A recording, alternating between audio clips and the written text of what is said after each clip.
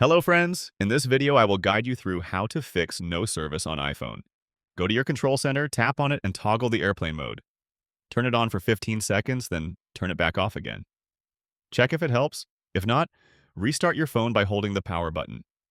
If still not working, open the Settings app, go to General, and find the About section at the top. Tap on it and update your phone if an update is available. Alternatively, toggle cellular data off and on again in the Settings app. Check if it helps. If not, reset your network settings by going to General, finding Transfer or Reset iPhone, and tapping on Reset right here. Select the Reset Network option. Once done, check if it helps. If still not working, check your SIM card by turning off your phone, checking for dirt, and ensuring your VPN is disabled.